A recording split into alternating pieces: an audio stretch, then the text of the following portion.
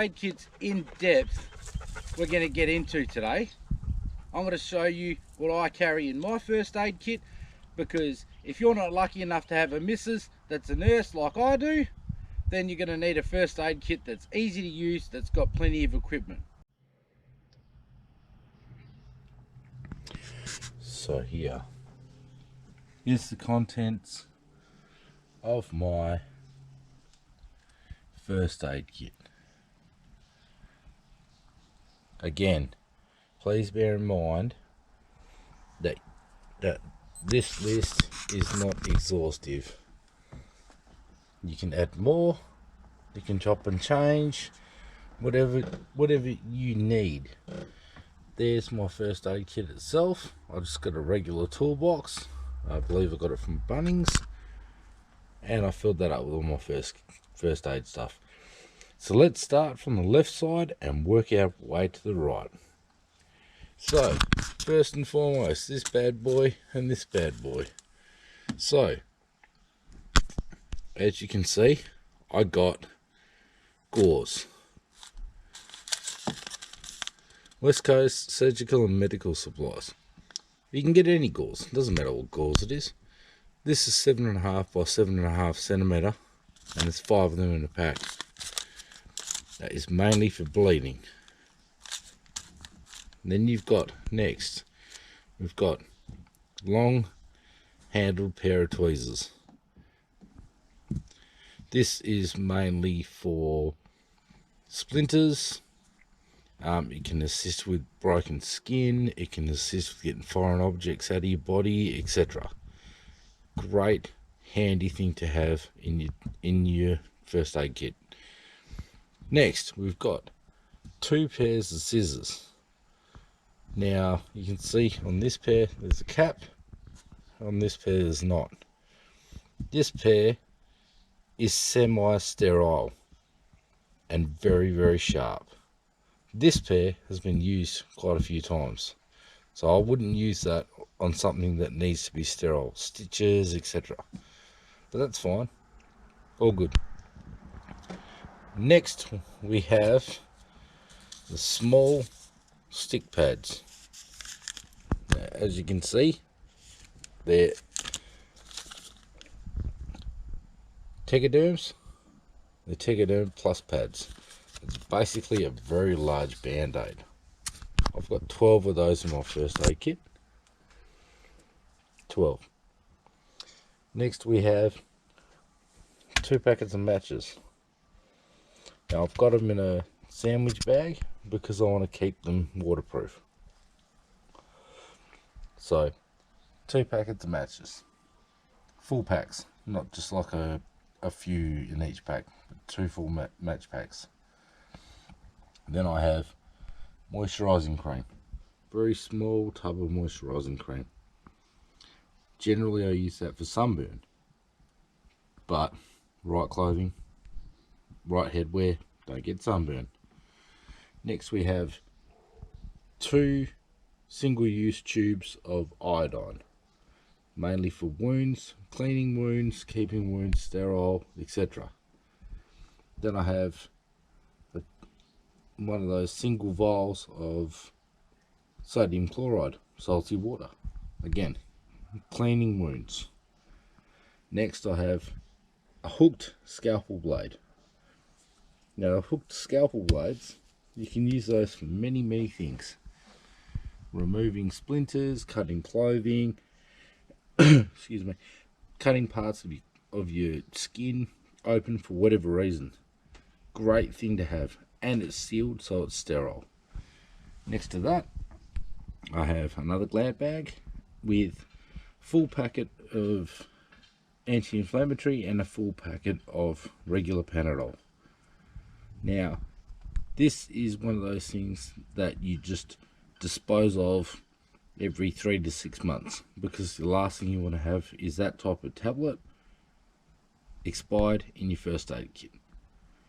Moving on, I have 2 kidney trays, 2 small plastic disposable kidney trays. Again, they have a lot of uses. I can put antiseptics in them, I can soak my hands or my feet, to an extent, not entirely because of the size of them, in them for burns, etc. I can use them for washing out my eyes, cleaning other equipment, sterilisation purposes. Great thing to have. Cheap as chips, virtually no weight. Oh, back to the front. I have a torch. It's a AAA battery torch. I use that for checking wounds at night. I also use it for checking basically anything, splinters, etc. Tongue depressor. Now, tongue depressors for checking your throat, usually on somebody else, but you can find a variety of reasons for it. You can use it as a splint on fingers, etc. Next we have a 12-pack of jumbo size band-aids. Again, as I said before, not a fan of band-aids, but there we are. Next is alcohol wipes. The junior alcohol wipes. Again, it's another one of those cleaning wounds. You can also use them to clean snake or spider bites.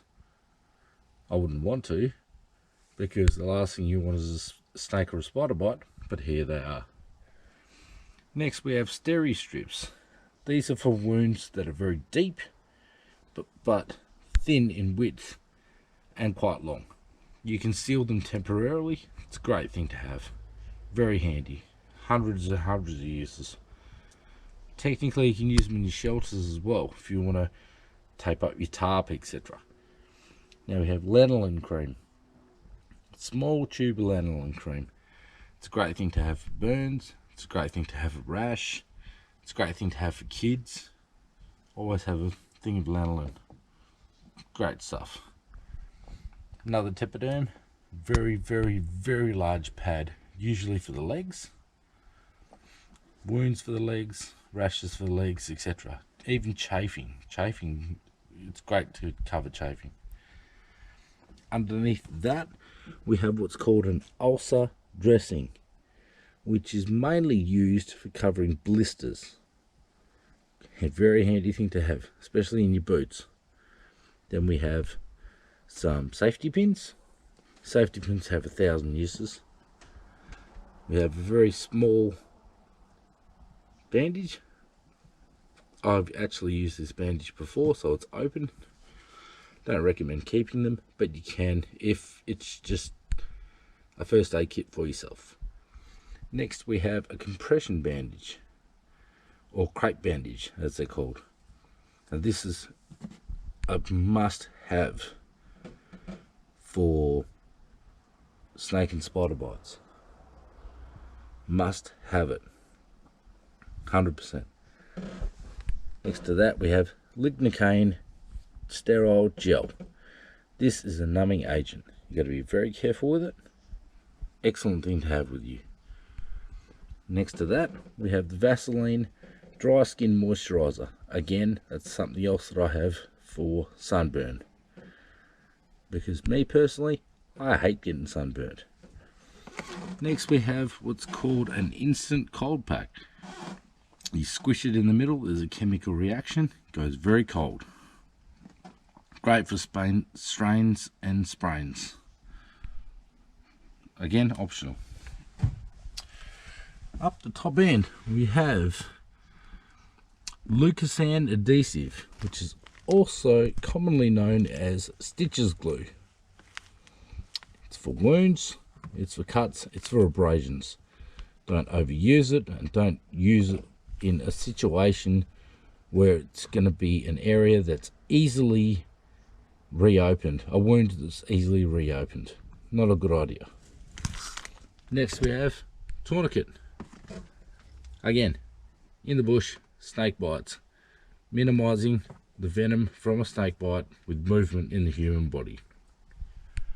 Next to that I have a syringe, simple syringe. The reason I have that is for removal of splinters and also administering of the iodine and the sodium chloride on my body or on the gauze. Next to that, I have a hot and cold pack. Again, it's got a little module inside it. If you crack it, it goes hot. Otherwise, if you put it in your ingle or the like, it goes cold. Great for sprains and strains. Next, we have Vaseline. That's great overall for wounds. It's also good for chafing. It's great for your lips if you get cracked lips, cracked skin. 100 uses. You can also use it to light fires if you need to. Next to that, I have hand sanitizer. With this day and age with COVID, you just can't be too careful. But always check the expiration date on those, because they do have a content of alcohol in them. Next to that, toothpicks. That's generally for keeping my teeth clean. It's also for assisting in removal of splinters, and if need be, I can use it for kindling as well.